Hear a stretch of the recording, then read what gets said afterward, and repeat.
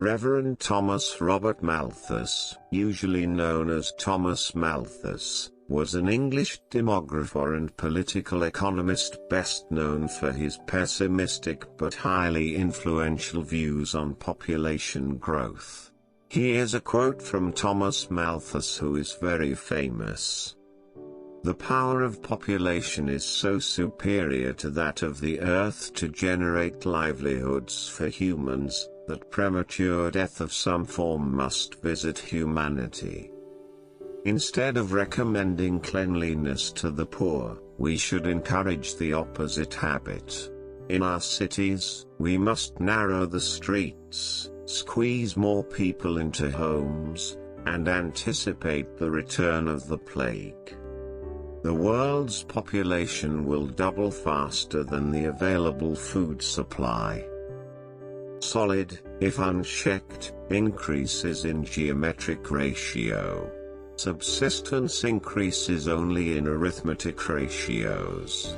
A little acquaintance with the numbers will show the magnitude of the first power in comparison with the second. Evil is in the world not to create despair but activity. I think it will be found that experience, the true source and basis of all knowledge, always tell the truth. Nature itself at times of great poverty or adverse climatic conditions, as well as bad harvests, intervene to limit the increase in the population of certain nations or races, this, of course, by a method that is as wise as it is ruthless. The history of mankind is only the history of a higher class.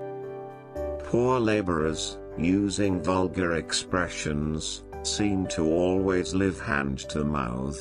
Their current desires occupy all of their attention, and they seldom think about the future.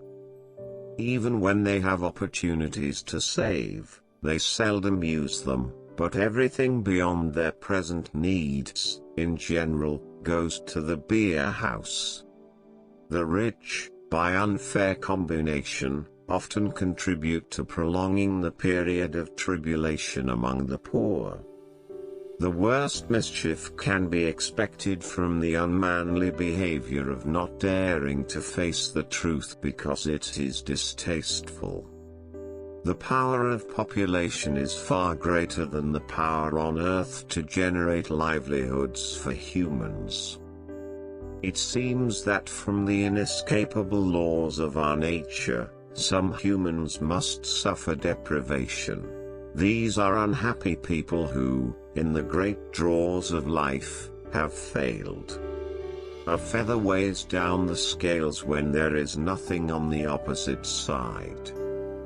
The most successful proponents of tyranny were undoubtedly the general declamators who linked the plight of the poor, and almost all the evils to which society was subjected, to human institutions and government crimes.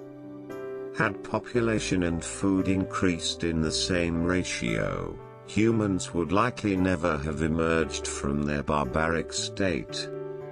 The human race's continual tendency to rise beyond the means of subsistence is one of the general laws of animated nature, which we cannot hope to change. One writer might tell me that he thinks humans will eventually become ostriches. I can't argue with that properly.